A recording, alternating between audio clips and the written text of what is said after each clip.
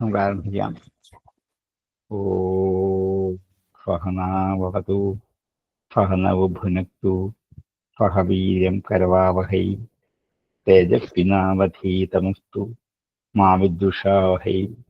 ഓം ശാന്തി ശാന്തി ശാന്തി.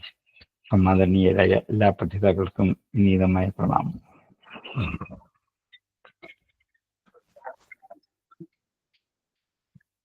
അഞ്ചാം സ്കന്ധം 5-ാം അധ്യായം. ഇനിയും 15 ഇനിയും 15-ാമത്തെ ശ്ലോകം സാർ. പുത്രാംശ്ച ശിഷ്യാംശ്ച നൃപോ ഗുരുർവാം മല്ലോകകാമോ മദനുഗ്രഹാർദ്ധം ഇത്തം വിമന്യുരനുശിഷ്യാത് അതജ്ഞൻ ന യോജയേത് കർമ്മസു കർമ്മമൂഢൻ കം യോജയൻ മഞ്ജോർദ്ധം ലഭേത നിപാതയൻ നഷ്ടദൃശം ഹികർത്തേം. പ്രഭോപദേശമാണ് നമ്മുടെ വിഷയം.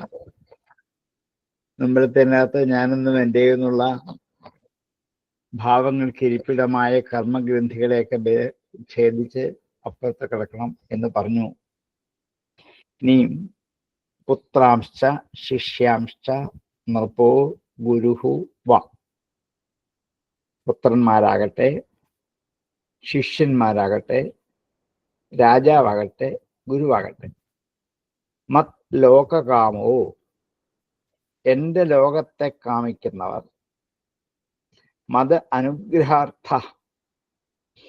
എൻ്റെ അനുഗ്രഹമാകുന്ന അർത്ഥത്തോടു കൂടിയവരുമായ. ഇത് രണ്ടും ഈ 4 പേരുടെ വിശേഷമാണ്. മല്ലോകകാമോ മദനുഗ്രഹാർത്ഥ പുത്രാംശ ശിഷ്യാംശ നൃപോ ഗുരുവ.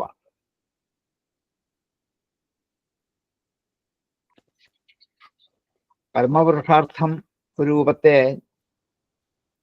അറിയാത്തത് കൊണ്ടാണ് എല്ലാവരും കർമ്മങ്ങളിൽ അകപ്പെട്ട് ബന്ധിതരാകുന്നത്. ആ പ്രാരബ്ധ കർമ്മത്തിന്റെ ബലം കൊണ്ട്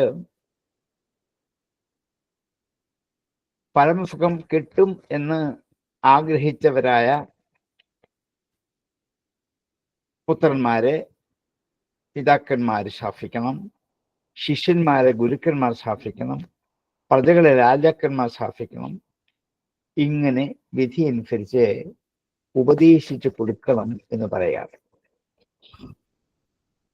മല്ലോകകാമോ മദനുഗ്രഹാർത്ഥ, എൻ്റെ ലോകമായ ബ്രഹ്മലോകത്തെ പ്രാപിക്കാൻ ആഗ്രഹിക്കുന്നവരും എൻ്റെ അനുഗ്രഹത്തിന് പാത്രീഭവിക്കണം എന്ന് ആഗ്രഹിക്കുന്നവരുമായ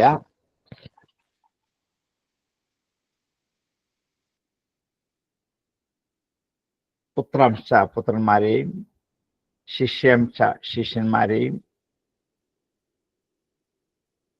നൃപോ ഗുരുഹു വ, രാജാവോ ഗുരുവുമാകട്ടെ. ഇത്തം വിമന്യുഹു അനുശിഷ്യാത് അതജ്ഞാൻ. ഇത്തം വിമന്യുരനുശിഷ്യാത് അതജ്ഞാൻ. ഇങ്ങനെ വിമന്യുഹു മഞ്ഞുമില്ലാത്തവരായിട്ട്, കോപരഹിതന്മാരായിട്ട്, കോപത്തെ കളഞ്ഞവരായിട്ട് അനുശിഷ്യാത് ഉപദേശിക്കണം, അനുശാസിക്കണം. ആരെയാണ്? അതജ്ഞാൻ. അനുശിഷ്യാത് അതജ്ഞ, അതറിയാത്തവരെ.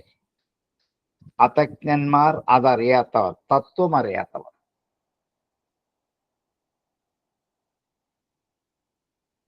തജ്ഞന്മാർ അതറിയുന്നവർ, അതജ്ഞന്മാർ അതറിയാത്തവർ. ഈ തത്വം അറിയാത്തവരാണ് അതജ്ഞന്മാർ. അതജ്ഞന്മാരായ പുത്രന്മാരെയും ശിഷ്യന്മാരെയും രാജാവും ഗുരുക്കന്മാരും ഉപദേശിക്കണം എന്ന് പറയാം. ഞാൻ ഈ ഉപദേശിച്ചു തന്നത് നിങ്ങൾ നിങ്ങളുടെ പുത്രന്മാരെയോ ഗുരുക്കന്മാർ ശിഷ്യന്മാരെയൊക്കെ എന്ത് ചെയ്യണം? ഉപദേശിച്ച് പഠിപ്പിക്കണം. ഇനി എന്താണ് ഉപദേശിക്കുന്നതിന്റെ പ്രാധാന്യം? ന യോജയേത് കർമ്മഫു കർമ്മമൂഢാൻ. കർമ്മമൂഢാൻ കർമ്മഫു ന യോജയേത്. കർമ്മമൂഢന്മാരായിരിക്കുന്ന അവരെ പ്രാരബ്ധകർമ്മത്താൽ മോഹിതരായിരിക്കുന്ന അവരെ, അധജ്ഞന്മാരായിരിക്കുന്ന അവരെ, പുത്രന്മാരെയും ശിഷ്യന്മാരെയും ഒക്കെ ഇങ്ങനെ അനുശാസിക്കണം. എന്നിട്ട് എന്ത് ചെയ്യണം? കർമ്മഫു ന യോജയേ, അത് അവരെ, കർമ്മമൂഢന്മാരായ അവരെ ഉപദേശിച്ച്, കർമ്മഫു ന യോജയേ, കർമ്മങ്ങളിലേക്ക് പ്രവർത്തിപ്പിക്കരുത്, യോജിപ്പിക്കരുത്. അപ്പൊ ഇതില് ഗുരുക്കന്മാർ ശിഷ്യന്മാരെ പ്രേരിപ്പിക്കണം, രാജാക്കന്മാർ തങ്ങളുടെ പുത്രന്മാരെയും, ഇവിടുത്തെ രാജാവാണ്, പുത്രന്മാരാണ് ഇവിടുത്തെ വിഷയം. അതുകൊണ്ട് അവരെ സംസാര സമുദ്രത്തിലേക്ക് തള്ളിവിടരുത്. അതിൽ നിന്നും അവരെ കരകയറ്റാനാണ് ഗുരുക്കന്മാരും മാതാപിതാക്കളും രാജാവുമൊക്കെ ശ്രമിക്കേണ്ടത്. ഇവർക്കിത് അറിയില്ല, അധജ്ഞന്മാരാണ്. അവരെ, അധജ്ഞന്മാരായിരിക്കുന്ന അവരെ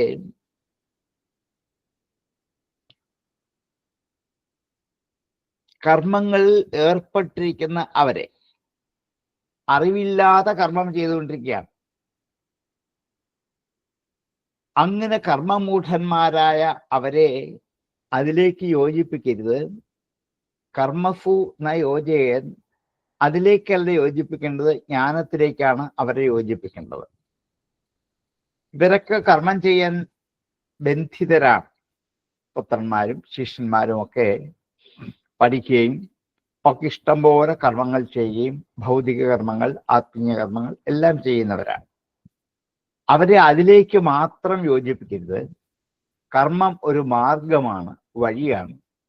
ഈ കർമ്മം എന്ന വഴിയിൽ കൂടി നിങ്ങൾക്ക് എത്തേണ്ടത് മോക്ഷമെന്ന ലക്ഷ്യത്തിലേക്കാണെന്ന് അവരെ ബോധ്യപ്പെടുത്താൻ ഗുരുക്കന്മാരും രാജാക്കന്മാരും മാതാപിതാക്കളും ശ്രമിക്കണം എന്നർത്ഥം. ഇതാണ് ഇപ്പൊ ഞാൻ ചെയ്യുന്നത്. എൻ്റെ പുത്രന്മാരെയും എൻ്റെ രാജ്യത്തെ പ്രജകളെയും ഞാൻ ഉപദേശിക്കുകയാണ് ചെയ്യേണ്ടത്. ഞാൻ ചെയ്യുന്ന കണ്ട് ഇത് നോക്കി മറ്റുള്ള ജനങ്ങളും ഇതുപോലെ തന്നെ ചെയ്യണം. ഇങ്ങനെ ശിഷ്യന്മാരെ അനുശാസിക്കുന്നു. അവരെ വീണ്ടും വീണ്ടും കർമ്മത്തിലേക്ക് യോജിക്കരുത്. അത് ഏതുപോലെയാണ്?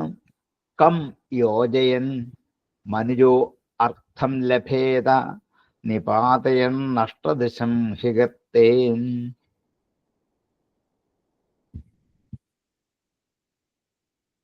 കർമ്മഫു ന യോജയേത് കം യോജയൻ മനുജോ അർത്ഥം ലഭതേ.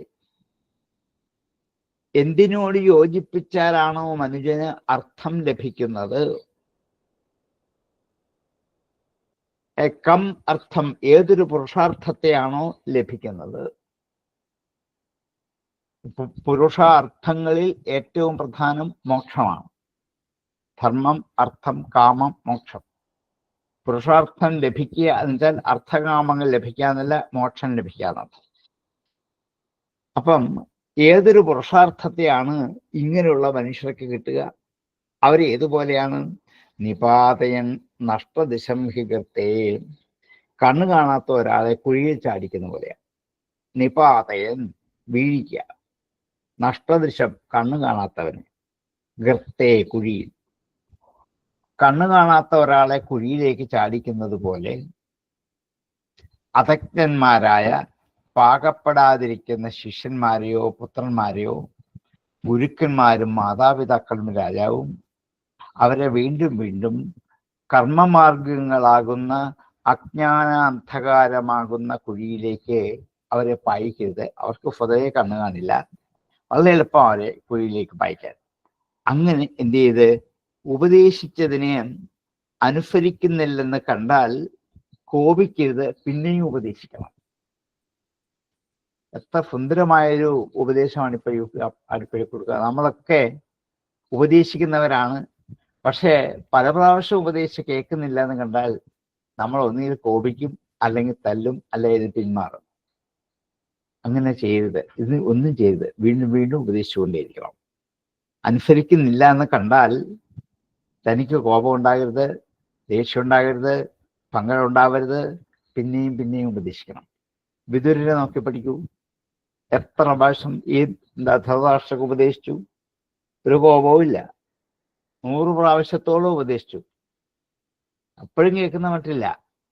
എപ്പോഴാണോ കേൾക്കാനുള്ള മനസ്സുണ്ടാകുന്നത് അപ്പ കേൾക്കും എന്ന് കരുതി ഉപദേശകന്മാരുടെ കൃത്യം ഉപദേശിച്ചു കൊണ്ടേയിരിക്കണം. എപ്പോഴാ കേൾക്കുന്ന ആർക്കും അറിയില്ല, കേൾക്കാനുള്ള ഒരു മനസ്സ് വരുമ്പോൾ കേൾക്കും. ഇതുപോലെയാണ് മാതാപിതാക്കൾ പുത്രന്മാരെയും രാജാവ് തങ്ങളുടെ പ്രജകളെയും ഗുരുക്കന്മാർ ശിഷ്യന്മാരെയും ഉപദേശിക്കേണ്ടത്. അതിൽ നിന്ന് പിന്മാറാതെ വീണ്ടും വീണ്ടും ഉപദേശിച്ചു കൊണ്ടേയിരിക്കണം.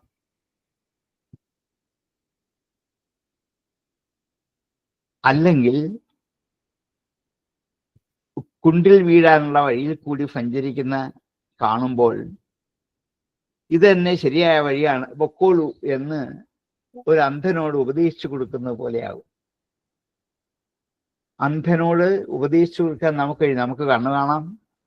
മാതാപിതാക്കൾക്ക്, ഗുരുക്കന്മാർക്ക്, രാജാക്കന്മാർക്ക് നല്ല കാഴ്ച ഉള്ളവരാണ്. അവരെ എന്ത് ചെയ്യണം? കണ്ണു കാണാത്ത ഈ പുത്രന്മാരെയും ശിഷ്യന്മാരെയും പടുകുഴിയിലേക്ക് കടത്തി വിടരുത്. അങ്ങനെ വിടാതിരിക്കാൻ എത്ര പ്രാവശ്യം ഉപദേശിക്കണോ അത്രയും പ്രാവശ്യം ഉപദേശിച്ചു കൊണ്ടേയിരിക്കണം. പുത്രാംശ ശിഷ്यांശ നൃപോ ഗുരുർവാം മല്ലോകാമോ മദനുഗ്രഹാർത്ഥ ഇത്തം വിമന്നുരനുശിഷ്യാദതജ്ഞാൻ നയോജയത് കർമ്മസുകർമ്മമൂഢൻ തം യോജയൻ മനുജോ അർത്ഥം ലഭേത നിപാതയൻ നഷ്ടദിശം ഹികർത്തേ. പുത്രാംശ ശിഷ്यांശ നൃപോ ഗുരുർവാം മല്ലോകാമോ മദനുഗ്രഹാർത്ഥ ഇത്തം വിമന്നുരനുശിഷ്യാദതജ്ഞാൻ നയോജയത് കർമ്മസുകർമ്മമൂഢൻ തം യോജയൻ മനുജോ അർത്ഥം ലഭേത നിപാതയൻ നഷ്ടദിശം ഹികർത്തേ.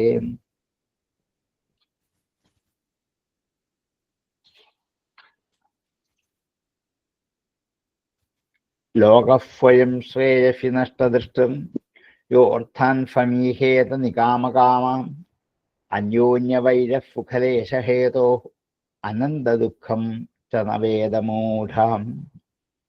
ലോകഃ സ്വയം ശ്രേയസി നഷ്ടദൃഷ്ടി. ലോകത്തിലുള്ള ജനങ്ങളൊക്കെയും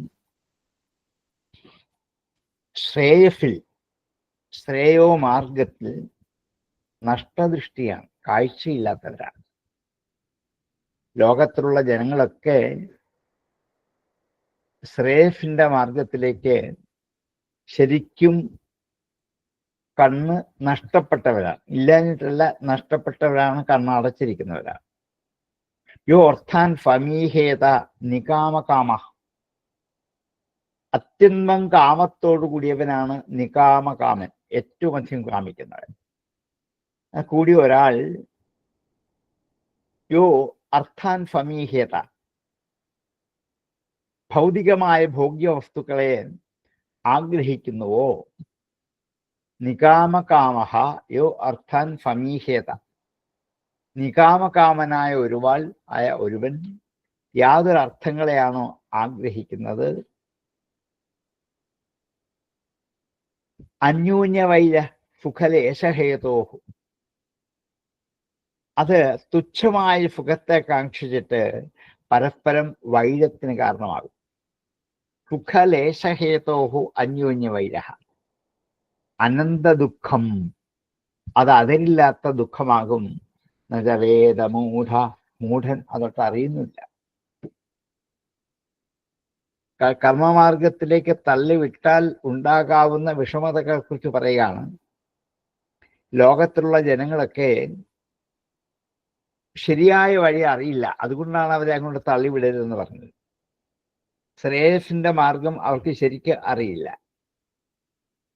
കാരണം അവരെന്താണ്, അടക്കാനാവാത്ത കാമത്തിന് അധീനരായിട്ട് വിഷയസുഖങ്ങൾ സമ്പാദിക്കാൻ നെട്ടോട്ടമോടി ശ്രദ്ധിച്ചു കൊണ്ടിരിക്കുന്നു എന്നുള്ളത് കൊണ്ട് അവർക്കിതറിയില്ല. എന്നു മാത്രമല്ല, ഈ തുച്ഛമായ സുഖത്തെ ആഗ്രഹിച്ചിട്ട് പരസ്പരം വൈരമുണ്ടാക്കി തങ്ങളിൽ തന്നെ അടിപിടിയും കത്തിയും കുത്തും ബഹളവും ഒക്കെ ഉണ്ടായിക്കൊണ്ടിരിക്കുന്നവരാവും. ഇന്നത്തെ മനുഷ്യജീവിതത്തിന്റെ ഒരു പാരമാർത്ഥിക ഭക്ത അതേപോലെ വരച്ചു കാണിച്ചു എത്രയോ കാലം മുമ്പ്. തുച്ഛമായ സുഖത്തിന് വേണ്ടിയാണ് ഒരാളെ വെട്ടിക്കൊല്ലുന്നത്. നൈമിഷികമായ ഒരു ചെറിയ സുഖം, അത്രേ ഉള്ളൂ. ഇത് എന്തുകൊണ്ടാണ്? അതജ്ഞാനം, അറിവില്ലാത്തതുകൊണ്ടാണ്.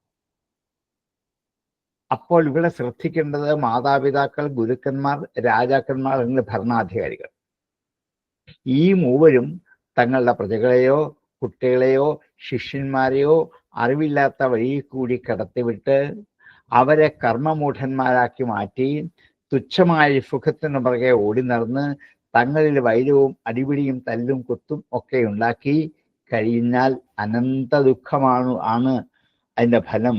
ഇത് അവരൊട്ട് അറിയുന്നില്ല. എന്തുകൊണ്ടാണ്? മോഹത്തിൽ അടിമപ്പെട്ടതുകൊണ്ട്. ഇപ്പൊ നമ്മൾ കണ്ടുകൊണ്ടിരിക്കുന്ന കാര്യമല്ലേ? അതേന്നെ, അത് അതുപോലെ വരച്ചു കാണിക്കാൻ ഈ ഒരൊറ്റ സന്ദർഭത്തിൽ. അതിലെ ഏറ്റവും ദൃഷ്ടാന്തമാണ് നമ്മുടെ യൂണിവേഴ്സിറ്റികൾ. അതെ, യൂണിവേഴ്സിറ്റികളൊക്കെ എന്താ കലാശാല, പഠിപ്പിന്റെ കേന്ദ്രങ്ങൾ. എവിടെയാണോ ഇതേമാതിരിയുള്ള ജ്ഞാനം കിട്ടേണ്ടത് അവിടെ അത് കിട്ടുന്നില്ല. നമ്മളിപ്പോ കാണുന്നുണ്ട്. അതുകൊണ്ട് അന്ധന്മാർ എന്ന് പറഞ്ഞുകൊണ്ടാ. അതെ, കാരണം അജ്ഞതയിൽ നിന്നും അജ്ഞതയിലോട്ടല്ലേ തള്ളിവിടുന്നത്. അതെ, കണ്ണ് കാണാതെ പോകില്ല. മുമ്പിൽ നിൽക്കുന്ന ഒന്നിനെ കണ്ടാൽ അറിയുക പോലുമില്ല. എത്ര, അതായത് എല്ലാ തലത്തിലും നമുക്ക്, അതായത് പ്രായോഗിക ജീവിതത്തിലും പിന്നെ ആത്മീയ ജീവിതത്തിലേക്ക് പോയാലും മോക്ഷമാർഗത്തിനും എല്ലാത്തിനും ഉതകുന്ന രീതിയിൽ ശരിക്കും പ്രായോഗികമായിട്ടുള്ള ഒരു വെളിപ്പെടുത്തലാണ് ചെയ്തിരിക്കുന്നത്. തീർച്ചയായിട്ടും അതാണ് വേണ്ടത് വാസ്തവത്തിൽ. പക്ഷെ നമ്മളിത് അറിയുന്നില്ല. അതൊക്കെ എത്ര സുന്ദരമായിട്ട് അത് അവതരിപ്പിച്ചത്. അതെ. ലോകഃ സ്വയം ശ്രേയസി നഷ്ടദൃഷ്ടി യോ അർത്ഥാൻ സമീഹേത നികാമകാമനാണ് അന്യോന്യ വൈര സുഖലേശഹേതോ. ചെറിയ നിസ്സാരമായ സുഖത്തിന്, ലാഭത്തിന് വേണ്ടിയിട്ടാണ് ഈ വൈരം വെച്ച് പുലർത്തുക. ആ വൈരം അനന്ത ദുഃഖത്തിലേക്ക് പോകും എന്നിവരുടെ അറിയുന്നുമില്ല. അതാണ് ഇപ്പം സംഭവിച്ചുകൊണ്ടിരിക്കുന്നത്, അനന്തമായ ദുഃഖത്തിലേക്കും. അതുകൊണ്ടാണ് കണ്ണു കാണാതെ പോകുന്നവനെ പിന്നെയും കുഴിയിലേക്ക് തള്ളിവിടരുതേ എന്ന് ഇവിടെ പൊട്ടക്കണ്ണന്മാരെ വീണ്ടും പറഞ്ഞു വിടുന്നത്. അതെ, അങ്ങനെ വിടരുതേ എന്നൊരു താക്കീത് കൊടുത്തിരിക്കുക. നമുക്ക് പുത്രന്മാർക്കും പ്രജകൾക്കും ഉപദേശിക്കുന്ന ഒരു രാജാവിന്റെ കടമയാണ് ഈ പറഞ്ഞു നോക്കും. അതെ, രാജാക്കന്മാർക്കും ഗുരുക്കന്മാർക്കും. മാതാപിതാക്കൾ, ഗുരുക്കന്മാരും ചെയ്യുന്നില്ല, മാതാപിതാക്കളും ഇല്ല, ചെയ്യുന്നില്ല. വേണ്ട സുന്ദരമായൊരു വഴിയാണ് വാസ്തവത്തിൽ പറഞ്ഞു കൊടുത്തത്. ഭാഗവതം പഠിക്കുമ്പോൾ ഇത് നമുക്ക് പരമപ്രധാനമായിട്ട് നോട്ട് ചെയ്യേണ്ട വിഷയങ്ങളാണ്. എത്ര കാലം മുമ്പ് ഇത് പറഞ്ഞു. അതെ സാർ, കാരണം എല്ലാ കാലത്തും പ്രസക്തമായിട്ടുള്ള കാര്യം തന്നെ. അതെ അതെ അതെ.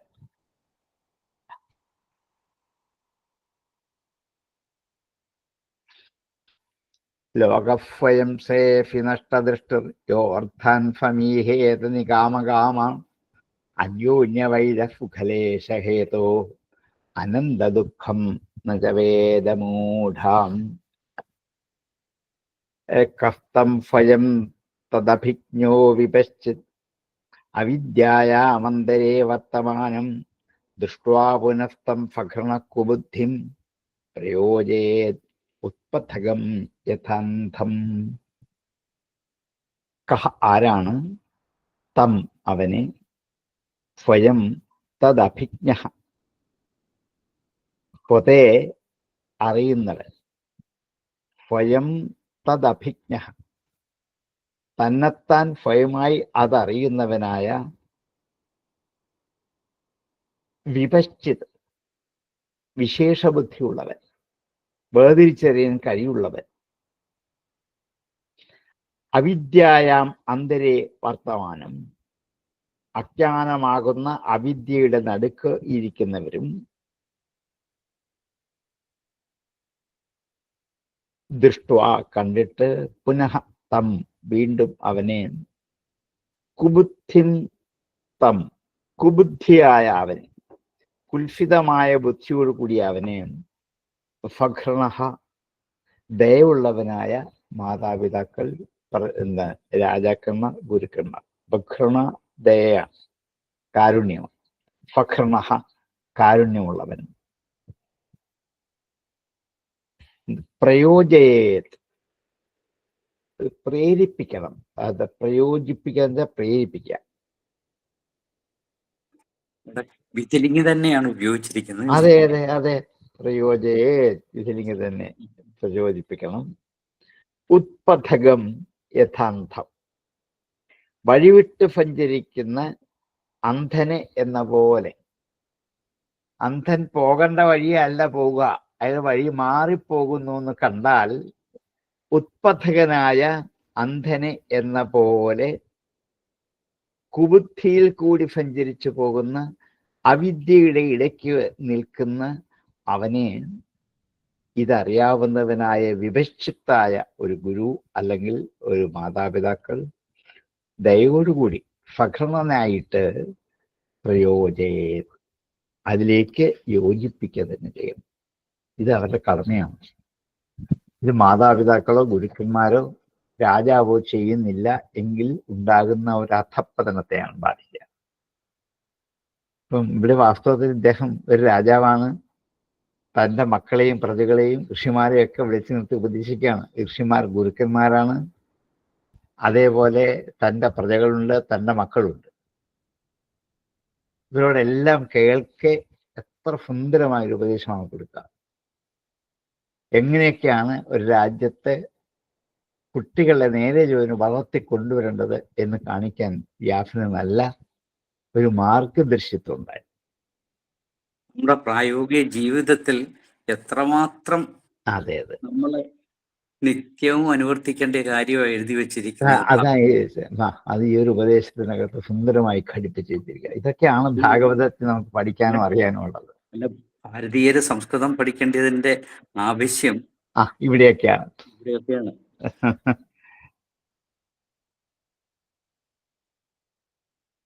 ദുഃഖം അനുഭവിക്കുന്നവരോട്, ഈ സംസാര ദുഃഖത്തിൽ വീണ്ടും കിടന്ന് പതിഞ്ഞും വിഷമിക്കുന്നവരോട് കാരുണ്യം ഉണ്ടാവണം. അതിന് വിവേകം വേണം. ഇത് രണ്ടുമാണ് ഒരു ഗുരുവിന്, മാതാപിതാക്കൾക്ക്, ഒരു രാജാവിന് വേണ്ടത്. കാരുണ്യം വേണം, വിവേകം വേണം. അതുകൊണ്ട് മായാമോഹിതരായി അജ്ഞാനാന്ധകാരത്തിൽ അകപ്പെട്ട് അധപ്പതിച്ചു പോകുന്ന കുൽസിത മാർഗത്തെ നല്ല വഴിയാണെന്ന് ഉറച്ചുകൊണ്ട് തെറ്റായ വഴിയെ കൂടെ പോവാം. അതാണ് കുൽസിത മാർഗം. ഇന്നങ്ങനെയാണ് പോവുക. ഞാൻ തീരുമാനിക്കുന്ന ഈ എൻ്റെ മാർഗം വഴി ഇത് നല്ലതാണ് എന്ന് സ്വയം തീരുമാനിച്ചു. പുറത്ത് നിൽക്കുന്ന ഒരാൾക്ക് വേണമെന്ന് നല്ലതല്ലെന്ന്. ഏതുപോലെ കണ്ണുപൊട്ടൻ നേരെയുള്ള വഴിയെ പോവാതെ വഴി തെറ്റി ഇപ്പുറത്തൂടെ കാട്ടിക്കൂടി കയറി പോകുമ്പോൾ അതിൻ്റെ പുറത്ത് നിൽക്കുന്ന ഒരാൾക്കറിയാം, അയ്യോ ഇയാളെ വഴി തെറ്റിയാവുമെന്ന്, ഇങ്ങനെയല്ല പോകേണ്ട, ഇയാളെ കുഞ്ഞിൽ വെളികൊള്ളൂ എന്നറിയാം. ഇതുപോലെയാണ്. അത്ര സുന്ദരമായ ഉപമാനങ്ങളെ കൊടുക്കുക. സാർ, ഇതൊക്കെ പഠിച്ചവരായിരുന്നു പണ്ടത്തെ രാജാക്കന്മാരെ ഉപദേശിച്ചുകൊണ്ടിരുന്നവര്. തീർച്ചയായിട്ടും. അതുകൊണ്ടാണ് അവർക്ക് അല്ലെ ന്യായമാർഗത്തിലൂടെ സഞ്ചരിക്കാൻ കഴിഞ്ഞത്. അതേസമയം ഇന്നുള്ളതോ, ഇന്ന് മാതാപിതാക്കളും ഗുരുക്കന്മാരും രാജാക്കന്മാരും ഈ ഉപദേശം അറിയുന്നേ ഇല്ല, കേൾക്കുന്നുമില്ല. അറിയുന്നില്ല. ഈ തത്വങ്ങളൊന്നും അറിയാതെ ആർക്കും പറഞ്ഞു കൊടുക്കുന്നില്ല. അതിന്റെ സ്വാർത്ഥതയ്ക്ക് വേണ്ടി അല്ലേ സാർ? അതെ, അതിന്റെ ദോഷമാണ് വിദ്യാഭ്യാസ മേഖല, കുടുംബജീവിതം, രാജ്യം. എത്രമാത്രം ക്ഷമയും സഹനശക്തിയും രാജാവിനും ഗുരുവിനും മാതാപിതാക്കൾക്കും ഒരുപോലെ വേണമെന്നാണ് ഇവിടെ പറഞ്ഞിരിക്കുന്നത് അല്ലേ? അതെ അതെ, ഒരുപോലെ. സഹനശക്തിയും ക്ഷമയും വേണം, ജ്ഞാനവും വേണം, കാരുണ്യം വേണം, വിവേകശക്തി വേണം, ഒക്കെ വേണം. എത്ര ഭംഗിയായിട്ടാണ് നമ്മൾക്ക് പറഞ്ഞ ഉപദേശം.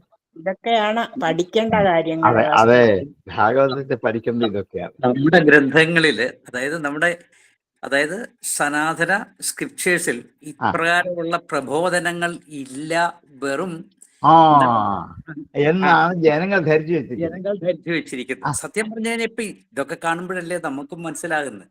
അതെ അതെ, നമ്മളും അല്ലെങ്കിൽ നമ്മൾ അങ്ങനെ ധരിച്ചു പോവുള്ളൂ. നമ്മളങ്ങൾക്ക് അങ്ങനെ കിട്ടിയിരിക്കുന്നത്. ഇപ്പഴല്ലേ നമ്മൾ അറിയുന്നത് ഇതൊന്നും അല്ല ഇന്നത്തെ. അല്ല, ഇവിടെ ഏതെങ്കിലും മതത്തെക്കുറിച്ചോ ഏതെങ്കിലും ഒന്നുമില്ലല്ലോ. സർവ്വജനങ്ങൾക്കും വേണ്ടിയുള്ള കാര്യം, ഏത് കാലത്തെയും ഏത് ജനങ്ങൾക്കും വേണ്ടിയുള്ളതാണ്. എന്നിട്ടാണ് ആ. ഇപ്രകാരമുള്ള കാര്യങ്ങൾ, അതായത് ഉം. എത്രയോ വർഷങ്ങൾക്ക് മുൻപ് സർവ്വലോകത്തിനും വേണ്ടി ഉം. യാതൊരു തരത്തിലുമുള്ള എഴുതി വെച്ചതാണ്. ആ, എഴുതി വെച്ചത് ഇപ്പൊ വേണ്ടെന്ന് പറഞ്ഞു. അതെ അതെ അതെ, അത് മുഴുവൻ പറഞ്ഞതുപോലെ അതിന്റെ ഇന്ന് ഭരണ മാതാപിതാക്കള് എന്തെങ്കിലും പറഞ്ഞാൽ ഇന്നത്തെ കുട്ടികൾ കേൾക്കുമോ? കേൾക്കില്ല. പറയാറില്ല. അല്ല, അഥവാ പറഞ്ഞാല് ആത്മഹത്യയിലേക്ക് പോകും. അത് തന്നെ, മിണ്ടിപ്പോയാൽ ആത്മഹത്യ. ഫോൺ കേൾക്കില്ല കൊടുത്തില്ല. എത്ര മാത്രം ആ ബന്ധം എത്ര ശിഥിലമായി. സത്യത്തിൽ ഇതേമാതിരിയുള്ള ഭാഗങ്ങൾ നമ്മുടെ ക്യൂരിക്കുലത്തിൽ ഇൻക്ലൂഡ് ചെയ്തിട്ട് എന്നാലേ പറ്റുള്ളൂ. ഇത് വിദ്യാഭ്യാസ പദ്ധതിയിൽ ഉൾപ്പെടുത്തണം. ഉൾപ്പെടുത്തണ്ടേ? ശ്രീ ഭാഗവതം അംഗീടുകല്ലോ. അതാ പറഞ്ഞേ, ഉടനെ അവിടെ വേറെ ആംഗിളിൽ അവിടെ ഇതിനെ ഗുരുവിന്റെ പാദത്തിലൊന്ന് നമസ്കരിച്ചതിന്റെ ബഹളം തീർന്നിട്ടില്ലല്ലോ. അതെ അതെ അതെ അതെ. കഴിഞ്ഞ ദിവസം ചിദാനന്ദപുരി സ്വാമിയോട് ഒരാളെ ചോദിക്കുന്ന കേട്ടില്ല, ഇപ്പൊ ഈ രാമായണം പണ്ടൊന്നും ഇങ്ങനൊന്നും ഇല്ലായിരുന്നു, ഇപ്പം അതിനു വേണ്ടി ഹിന്ദുക്കളെ ഏകീകരിക്കാൻ വേണ്ടിയല്ലേ നിങ്ങൾ ഇപ്പൊ രാമായണം എടുക്കുന്നതെന്ന്. അതല്ലേ, നമുക്ക് മാത്രം ഒന്നും പറ്റത്തില്ലല്ലോ. അല്ല, പണ്ട് രാമായണം എല്ലാ ദിവസവും വായിക്കുമായിരുന്നു. മാറും. വർഷത്തിൽ ഒരു മാസം അല്ലായിരുന്നു പണ്ട്. എന്നും രാമായണം വായിക്കാം. ഇപ്പൊ ഒരു മാസമെങ്കിലും ആവട്ടെ വിചാരിച്ചത് ഒരാഘോഷമാക്കി മാറ്റിയെന്നുള്ളൂ. അന്നും വായിക്കുമായിരുന്നു. വായിക്കാതെ ഭക്ഷണം തരികയായിട്ട് എല്ലാ ദിവസവും അല്പമെങ്കിലും വായിച്ചിട്ടേ അന്നത്തെ ഉറങ്ങാറുള്ളൂ. രാമായണം വായിക്കണം. സന്ധ്യാനാമം എന്ന് പറഞ്ഞാൽ രാമനാമം മാത്രമാണ്. അതെ അതെ, രാമ രാമ രാമ രാമ എന്ന് കുറെ ജപിച്ച് വരണം, എന്നാലേ എന്തെങ്കിലും കഴിക്കാൻ തരുള്ളൂ. അല്ല, അതെ, വേറെ ഒന്നും ജപിക്കണ്ട. അത്താഴം കിട്ടണമെന്നുണ്ടെങ്കിൽ രാമനാമം ജപിച്ചല്ലേ. അത്രേ ഉള്ളൂ, വേറെ ഒന്നും ജപിക്കാൻ പറയത്തില്ലല്ലോ. മറ്റെത്രയോ മന്ത്രങ്ങളും സ്തോത്രങ്ങളും അറിയാം. അതൊക്കെ മാറ്റി വെച്ചിട്ട് ഇത് മാത്രം ചൊല്ലാനല്ലേ അന്ന് നമ്മളെ പഠിപ്പിച്ചു വിട്ടത്. അതെ, പോയി. ഇത് 2 ശ്ലോകം നമുക്ക് പാഠ്യപദ്ധതിയിൽ എങ്ങനെയും ഏർപ്പെടുത്തിയാൽ മതിയായിരുന്നു. അതേന്ന്. കുറച്ചെങ്കിലും ആൾക്കാർ മനസ്സിലാക്കി. അനൗപചാരികമായിട്ടെങ്കിലും നമുക്ക് വേടന്റെ പാട്ടിന് പകരം, അല്ലേ സാറേ, ആ വേടന്റെ പാട്ടിന് പകരം ഇപ്പൊ അതൊക്കെ മതിയല്ലോ. പേരെടുത്തൊന്നും പറയല്ലേ. അതെ അതെ, നമ്മളെ ക്ലാസ്സല്ലേ പറയുന്നത്. വേടൻ അവന്റെ തൂലികാ നാമമല്ലേ, അവന്റെ പെർനെയിമല്ലേ. വളരെ ശരി. നമ്മളെ എത്രമാത്രം അധപ്പതിച്ചു എന്നുള്ളതിന്റെ ഒരു വലിയ തെളിവാണ്. അളവ് പോലാണ്. അതെ അതെ അതെ. ഇത്രയൊക്കെ കഴിവുണ്ടായിട്ടും നമ്മളൊന്നും വിനിയോഗിക്കാതെ എത്രയോ സപ്താഹയജ്ഞം നടക്കും. അതിൻ്റെ അകത്തെങ്ങും ഇങ്ങനെ ഭാഗവതത്തിലുണ്ടെന്ന് ആരും അറിയുന്നില്ല. അല്ല, ഇതിനകത്ത് ആചാര്യന്മാരും അറിയുന്നില്ല, പ്രഭാഷകരും അറിയുന്നില്ല, ജനങ്ങളും അറിയുന്നില്ല. എന്തെങ്കിലും കാഴ്ചപ്പാടുള്ളവരൊക്കെ അതെ അതെ നയിക്കാനായിട്ടുണ്ടെങ്കിലല്ലേ ഇത് നടക്കാൻ പറ്റൂ. അതെ അതെ അതെ. അതുപോലെ ടീച്ചർ പറഞ്ഞ പോലെ രാജാക്കന്മാർക്ക് എന്തെങ്കിലും ഇപ്രകാരമുള്ള പ്രബോധനം കിട്ടിയെങ്കിലല്ലേ അവർ ഇതിനെക്കുറിച്ച് ചിന്തിക്കത്തുള്ളൂ. രാജാക്കന്മാർക്ക് അന്ധൻ നയിക്കുമല്ലേ കുഴിയിലോട്ട്. അതാണ് അതിന്റെ ഉദാഹരണം.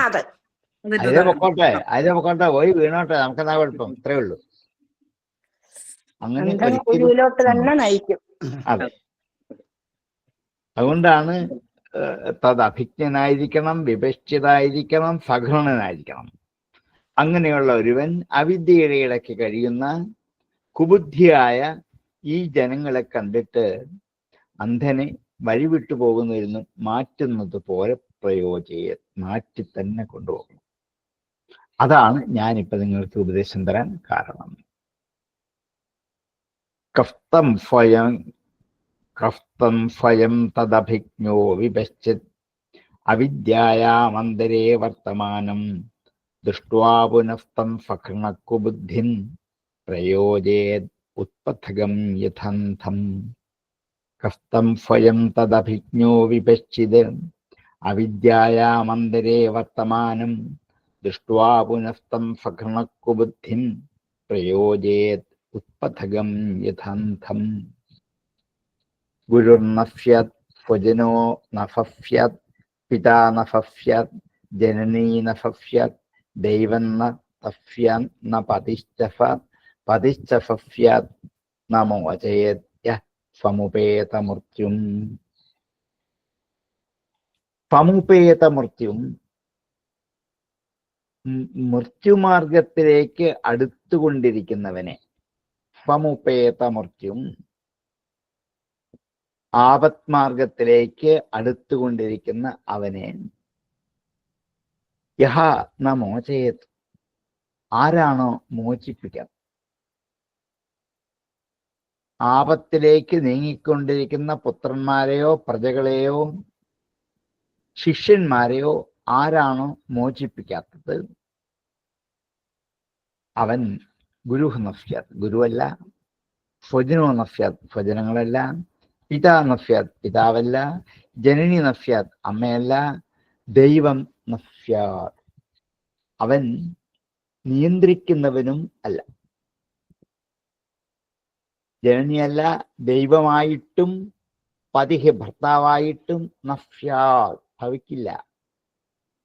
ഉറപ്പിച്ചുവിടെ. ഇങ്ങനെ ചെയ്യാത്ത ഒരാൾ ഒരിക്കലും ഗുരുവല്ല, സ്വജനങ്ങളല്ല, പിതാവല്ല, മാതാവല്ല, ദൈവമല്ല, പതിവല്ല, ആരും അല്ലാതായിത്തീരും. ജനനമരണ പ്രവാഹത്തിലേക്ക് ചാടി നശിക്കാൻ ഭാവിക്കുന്ന ഒരാളെ അതിൽ നിന്നും മോചിപ്പിക്കാൻ കഴിയുന്നില്ലെങ്കിൽ ഗുരു ആ സ്ഥാനം വഹിക്കാൻ അർഹനല്ല, രാജിവെച്ച് പുറത്തു പോകണം.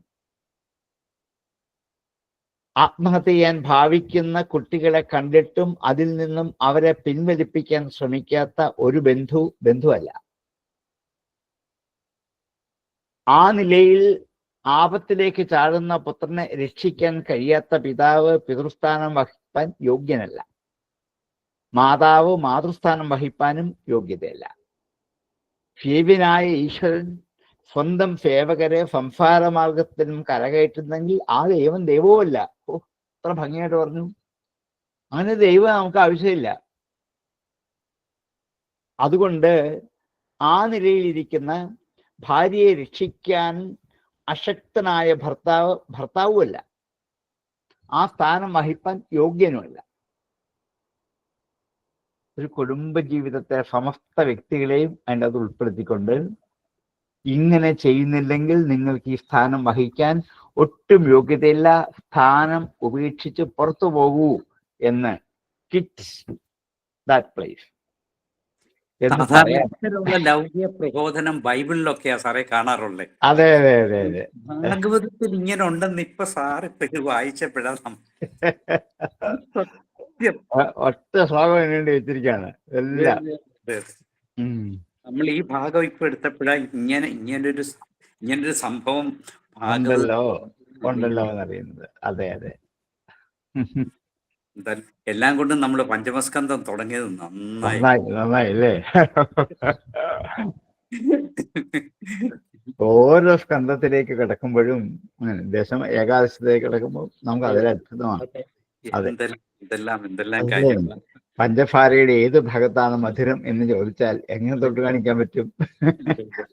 ആ, ഏത് തരിക്കാണ് മധുരം ഇത്തിരി കുറവുള്ളതെന്ന് ചോദിച്ചാൽ പറയാൻ പറ്റില്ല. അതുപോലെയാണിത്. എത്ര സിമ്പിളായിട്ടാ. അതെ. എന്താ പറയുക, ശരിക്കും വെറും സാധാരണക്കാർക്ക് വേണ്ടി പറഞ്ഞിരിക്കുന്ന ഒരു ലൗകിക അതെ, അതുപോലെ തന്നെയാണ്. ആ പദവി വിട്ടു പോകൂ, നിങ്ങൾ അതിന് യോഗ്യമല്ല. അല്ലാതെ എത്ര സ്ട്രോങ് ആയിട്ടാ അത് പ്രസ്താവിച്ചിരിക്കുന്നത്. അതെ അതെ. ഇതിനെക്കാട്ടി കൂടുതൽ ഇനി എന്നാ പറയാനുള്ളത്? അതെ അതെ. ആക്ട് ഓർ കിറ്റ് എന്ന് ഇംഗ്ലീഷിൽ ഉപദേശിക്കുന്ന പോലെ ഒന്നുകിൽ ആക്ട് ചെയ്യുക അല്ലെങ്കിൽ കിറ്റ് വിട്ടുപോകും എന്ന് ശക്തമായ ഭാഷയിൽ പറഞ്ഞു, ഉദാഹരണ സഹിതം ബോധ്യപ്പെടുത്തിയിട്ട്. അറിയുന്നവര് തന്നെ 2-3 പ്രാവശ്യം പറഞ്ഞാൽ പിന്നെ നമ്മള് സ്വതവേ മാറിപ്പോകും. അതെ അതെ അതെ അതെ. അതിലാണ് മാറിപ്പോകും, അത് പാടില്ല. അതെ അതെ. അതുകൊണ്ട് ആരാണോ സമുപേത മൃത്യുവായ ഒരാൾ, അല്ലേ, ആത്മഹത്യയിലേക്ക് ചാടുന്ന ഒരാളെ കണ്ടാൽ പോട്ടെ എന്ന് വിചാരിക്കുന്നവൻ ബന്ധുവല്ല. അതുപോലെ സ്വന്തം മക്കള് ആപത്തിലേക്കും കുണ്ടിലേക്കും വീഴുന്ന കണ്ടാൽ അതിൽ നിന്ന് കരകയറ്റാൻ ശ്രമിക്കാത്ത ഒരു മാതാപിതാവും മാതാപിതാക്കളല്ല. അതേപോലെ എന്താണ് ഈ ജന്മമരണത്തിലേക്ക് ചാടി നശിക്കാൻ ഭാവിക്കുന്ന ശിഷ്യനെ അതിൽ നിന്ന് പിന്തിരിപ്പിക്കാൻ പറ്റുന്നതിൽ ഒരു ഗുരുവല്ല. ഗുരു നഫ്യാത്, ഗുരുഹു നഫ്യാത്, ഭജനോ നഫ്യാത്, പിതാ നഫ്യാത്, ജനനി നഫാഫ്യാത്, ദൈവം ന തത്ഫ്യാത്, ന പതിശ്ച ഫ്യാത്, ന മോചയേത്യ സമുപേത മൃത്യും. ഇവിടെ ഈ സമുവേദ മൃത്യും എന്ന് പറഞ്ഞിരിക്കുന്ന ആ മൃത്യുമാർഗത്തിലൂടെ ചരിക്കുന്നവൻ എന്ന് ഉദ്ദേശിച്ചിരിക്കുന്നത് ശരിക്കും ലൗകികനായിട്ട് മാത്രം അത് ആ ആപത്തിലേക്കാണ് വീണുകൊണ്ടേയിരിക്കുന്നത്, മരണത്തിലേക്ക് പൊക്കൊണ്ടേയിരിക്കുക, അറിയുന്നില്ല. അത് ജനന മരണ ചക്രങ്ങളിൽ കൂടി മാത്രം പോകുന്നവനെ ഉദ്ദേശിച്ചാണ്. അതെ, ഇങ്ങനെ പോകുന്നവരെ അല്പം കഴിയുമ്പോൾ ആത്മഹത്യയിലേക്ക് പോവുകയുള്ളൂ. അതാണ് ആപത്തിലേക്കാണ് പൊക്കോണ്ടിരിക്കുന്നതെന്ന് പറയാൻ, മൃത്യുവിലേക്ക് പൊക്കോണ്ടിരിക്കുകയാണ്. കാരണം വേറൊരു വഴി ഇല്ലാതാവുമ്പോൾ കുറെ ദൂരം ചെന്നിട്ട് ഇതേ ഉള്ളു വഴി. അങ്ങനെ വിടരുത്. ഇരിക്കുള്ള എന്താ ഒരു ഗുരു നമുക്ക് പറഞ്ഞു തരാനുള്ളത്? അതെന്ന് വ്യാസൻ ഋഷഭനിൽ കൂടി നൽകുന്ന ഏറ്റവും വലിയ തത്വോപദേശം. കാരണം ഇത് മനുഷ്യരുള്ള കാലത്ത് അതെ അതെ, ഒരു പ്രത്യേക കാലത്തേക്ക് വേണ്ടി മാത്രമുള്ളതല്ല. മണിമുത്തുകൾ എന്നൊക്കെ നമ്മൾ പറയുന്ന തീർച്ചയായിട്ടും ഇതൊക്കെ അറിയുമ്പോഴാണ്, അതെ ഇതൊക്കെ അറിയുമ്പോഴാണ് ഇത്ര നമ്മിലേക്ക് ഇറങ്ങി വരാനുള്ള കഴിവ് ഇതിനുണ്ട് എന്ന് നമ്മൾ അറിയുന്നത്. ഗുരു നഫ്യാത്, ഭജനോ നഫ്യാത്, പിതാ നഫ്യാത്, ജനനി നഫ്യാത്, ദൈവം നഫ്യാൻ ന പതിശ്ച ഫഫ്യാത്, ന മോചയേത് ഫമുവേത മൃത്യും.